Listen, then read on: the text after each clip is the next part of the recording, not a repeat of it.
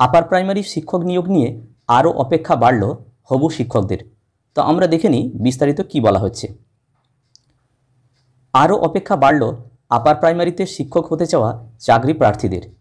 উচ্চ প্রাথমিকে শিক্ষক নিয়োগ অর্থাৎ আপার প্রাইমারি টিচার রিক্রুটমেন্ট যেটা, সেই নিয়োগ মামলায় ফের তারিখ দেওয়া হলো।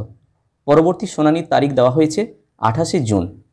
দীর্ঘ অপেক্ষার পর গত বুধবার কলকাতা হাইকোর্টে উচ্চ প্রাথমিকে অর্থাৎ আপার প্রাইমারি যে রিক্রুটমেন্ট সেই সংক্রান্ত যে মামলা, সেই মামলার শুনানি হয়। তবে কোনো নির্দেশ দেওয়া হয়নি, দেওয়া হয়েছে পরবর্তী তারিখ। জানা গেছে স্কুল সার্ভিস কমিশন নিয়োগ নিয়ে তাদের নিজস্ব যে বক্তব্য, সেই বক্তব্য গত বুধবার শুনানির দিনে তুলে ধরেছে। এসএসসির বলা নাকি শেষ হয়েছে, অর্থাৎ ওনাদের যা বক্তব্য ছিল সেই বক্তব্য ওই দিন তুলে ধরেছেন। পরবর্তী শুনানিতে বিরোধী পক্ষ জবাব দেবে বলে জানা গেছে। অর্থাৎ এই পরবর্তী 28শে জুন যেদিন আবার হিয়ারিং আছে, সেই দিন এসএসসির পক্ষ থেকে কিছু বলা হবে না, পরবর্তী শুনানিতে বিরোধী পক্ষ জবাব দেবে বলে জানা গেছে। আপার প্রাইমারি পরবর্তী শুনানি ফিক্সড ম্যাটার হিসাবে রাখা হয়েছে।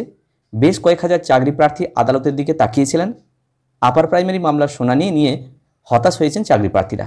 সুতরাং আগামী 28শে জুন পরবর্তী শুনানির দিন স্কুল সার্ভিস কমিশনের বক্তব্য যে তুলে ধরা হয়েছে, তার পরিপ্রেক্ষিতে বিরোধী পক্ষ কী জবাব দেন সেটার দিকেই তাকিয়ে এখন আপার প্রাইমারি যে সমস্ত চাকরি প্রার্থী ওনারা। সুতরাং এই ভিডিওর মাধ্যমে ছোট্ট এই আপডেটটি আমি তুলে ধরার চেষ্টা করলাম। যদি ভিডিওটি ভালো লাগে এবং কাজে লাগে তাহলে লাইক, শেয়ার এবং কমেন্ট করা যেতে পারে, এবং চ্যানেলে যদি সাবস্ক্রাইব না থাকে তাহলে চ্যানেলটি সাবস্ক্রাইব করে রাখা যেতে পারে। সবাই ভালো থাকুন, সুস্থ থাকুন, ধন্যবাদ।